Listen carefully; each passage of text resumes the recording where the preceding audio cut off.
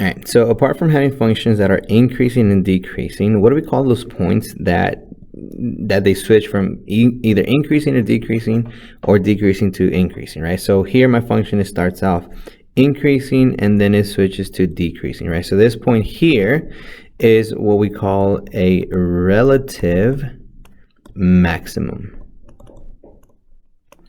You might also know it as your local maximum from other math classes, right? But relative maximum.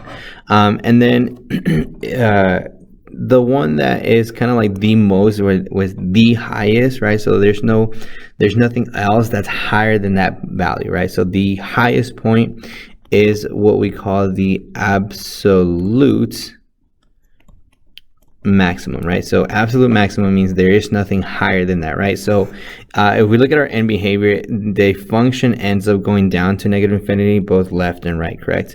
And so that is the only reason we have an absolute maximum, right? Now say my function was down here and it kind of dipped right back and it showed that it was pointing up or went to positive infinity, then there wouldn't be an absolute maximum, right? So there's only an absolute if it is the highest, right? Or in minimum, it is the lowest one, right? So there's nothing higher than that.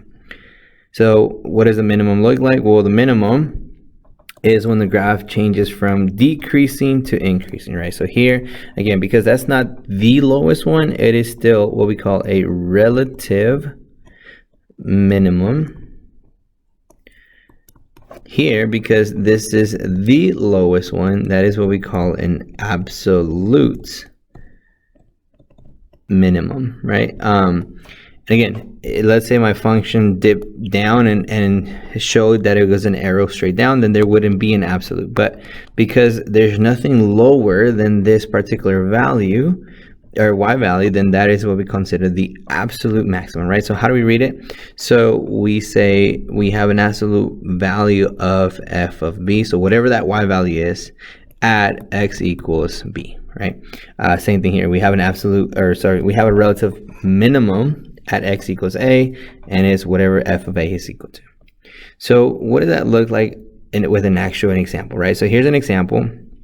And we have a couple of things, right? So we notice that my graph is decreasing, right? So it's going down, going down, going down, and then it switches to increasing, right? So that right there is what we call our relative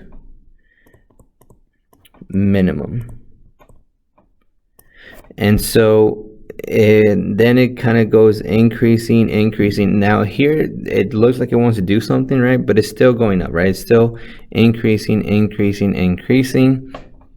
That point you'll later find out in calculus, that's called it changes concavity, right? So your point of concavity changes from concave down to concave up, which you'll learn about in calculus. And then this point up here, because it went from increasing to decreasing, that is what we call a relative maximum. And again, now because this graph endpoint is, as we go to the left, goes to positive infinity, as we go to the right, it goes to negative infinity.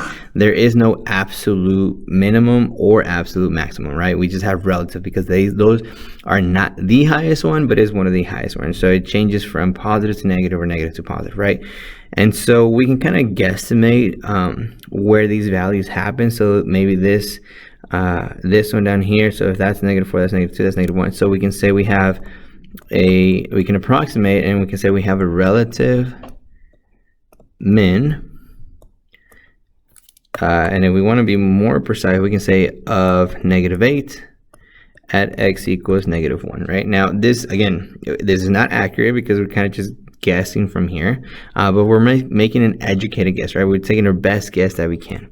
And so then we can say we have a relative maximum of, maybe that's so that's 12, let's go with 15-ish, at x equals maybe 2, right? So that's our best guess, just based off of the graph, right? And I'll show you how to do it using a calculator or Desmos in a bit, and then we'll go from there. So how do you tell where you're gonna have a max or min by just looking at a table? So we kind of analyze our values, right? So here are my x values, here are my y values, right? So we start off kind of very big at way far out at -100, and then we kind of zoom in, right? So we're going down because we're starting from a big number going to a negative number, right? So my graph is going down because that's smaller, right? So it's still going down, and then you notice that we go from a -7 to a -2, which means that my graph was going down and now it's going up, right? So it was decreasing and then it was increasing, right? So it reached down here a value of -7. Where did it reach it at? At the x value of 1, right? So we can say we have a relative minimum, and we know it's a minimum because it was decreasing and then it went back up. So we can say we have a relative minimum of -7 where at x equals -1, and we kind of keep going, right? So it's still going up, right? So the number should be getting bigger. So -2, +8, right? Still going up. 14 is still going up, and then we have 9, which is lower than 14, which means now we went down, right? So my graph was going up, reached 14, and now we're going back down, correct? And so we notice that because it went from increasing to decreasing, we have a relative maximum of, and then we can say of value of 14 where at x equals 2. And then we keep going and we notice that we're going down, right? So then that's a very big negative number way out there. So my graph kind of just went down forever. My graph starts up somewhere towards infinity, right? And so that tells me a couple of things. One, this graph is not bounded, which means it goes on forever left and right, which means that I do not have an absolute max or min, but instead I have relative max and min. So not only do we get our relative max and min, we also get where our graph is increasing and decreasing, right? So here we can say my function f of x, I know it's function f of x because they tell me here it's f of x, is increasing. Well, actually, it's decreasing, right? Because we're going from left to right, decreasing. And we can say we're coming from -infinity, and then so it's going down, all the way to here. So it's decreasing from -infinity to -1. We're not going to include it because, again, we're guesstimating, right? And then f of x is increasing. Right, so then after -1, so from -1 it was going up, all the way to 2, and then my function was then again decreasing, right? So I'm gonna, instead of writing it again, I'm just gonna put and from 2 all the way to +infinity, we say that my function was decreasing, right? So I don't have a graph, all I have is a table, yet I was able to get all this information from just a table, right?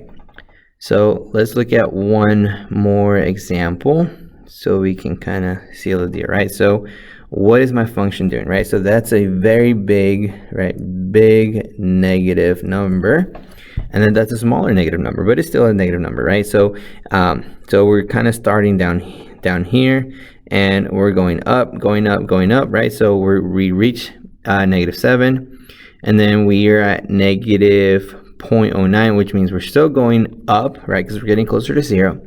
But then this -2 is like down here, which means that my graph kind of did this, and now we're starting to go down, right?